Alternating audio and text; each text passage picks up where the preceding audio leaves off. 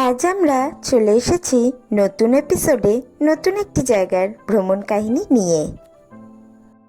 আপনারা দেখছেন travel with অভি কোয়েল। আপনাদের সাথে আমরা আছি অভি কোয়েল। আমরা এক ছুটির দুপুরে তাড়াতাড়ি খাওয়া দাওয়া শেষ করে জগদ্দল স্টেশন থেকে নৈহাটিগামী ট্রেন ধরে নৈহাটি স্টেশনে নামলাম। আজ আমাদের গন্তব্য নৈহাটি বঙ্কিমচন্দ্রের বাড়ি।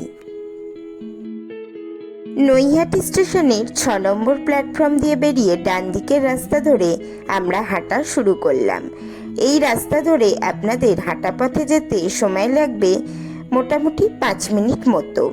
আর এখান থেকে টোটোতেও যাওয়া যেতে পারে, কিন্তু হাঁটা পথে গেলেও খুব একটা অসুবিধা হওয়ার কথা নয়। আর এই রাস্তাটিও বেশ নিরিবিলি, আপনাদের হাঁটতেও বেশ ভালোই লাগবে। হাঁটতে হাঁটতেই আমরা দেখতে পেলাম ঋষি বঙ্কিমচন্দ্র কলেজ। তারপর এই রাস্তা ধরে খানিকটা হাঁটার পরই বঙ্কিমচন্দ্রের বাড়ি এসে আমরা পৌঁছালাম। এছাড়াও আমি ডেসক্রিপশন বক্সে এখানকার লোকেশন ম্যাপ শেয়ার করে দেব। এখানে আসার পর আমাদের প্রথমেই চোখে পড়ল বঙ্কিমচন্দ্র চট্টোপাধ্যায়ের বাড়ির প্রতিষ্ঠিত দেবতা রাধা গোপাল জিউয়ের মন্দির। আমরা যে সময় গিয়েছিলাম মন্দির বন্ধ ছিল, তাই সেইখানকার ঠাকুরের ফটো আপনাদের সাথে শেয়ার করতে পারলাম না, তাই শুধু মন্দিরের ফটোই আপনাদের সাথে শেয়ার করছি। এই মন্দির থেকে রথের সময় রথযাত্রাও বের হয়, তবে সেই রথে বলরাম, সুভদ্রা, জগন্নাথ থাকে না, থাকে এই মন্দিরের প্রতিষ্ঠিত দেবতা। এটি হলো এই বাড়ির রথ। আর সামনের এই মাঠটিতেই রথের সময় রথের মেলা বসে। আর এখানে আছে একটা পূজা মণ্ডপও। এই মণ্ডপেই সম্ভবত সেই সময় দুর্গাপুজো হতো।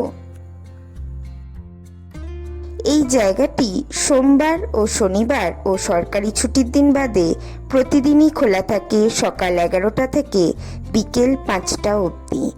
আর ভেতরের মিউজিয়াম দেখতে হলে 10 টাকার টিকিট কেটে আপনাদের ভিতরে প্রবেশ করতে হবে।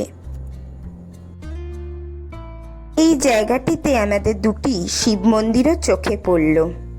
বাড়ির ভিতরে প্রবেশ করে বাড়ির পিছন দিকে এই স্থানটি দেখতে পেলাম। শুনলাম এটাই হলো বঙ্কিমচন্দ্রের জন্মস্থান। বাড়ির ভিতরের মিউজিয়ামে ছবি তোলা নিষেধ, তাই বাড়ির ভিতরের মিউজিয়ামের কোনো ছবি আপনাদের সাথে শেয়ার করতে পারলাম না। আর একটা সময় এই বাড়িটি ভাঙাচোরা অবস্থায় পড়েছিল। সেই সময় এই বাড়ির অনেক জিনিসই চুরি হয়ে যায়, তাই যেটুকু জিনিস সংরক্ষণ করা হয়েছে সেটাই মিউজিয়ামে আছে।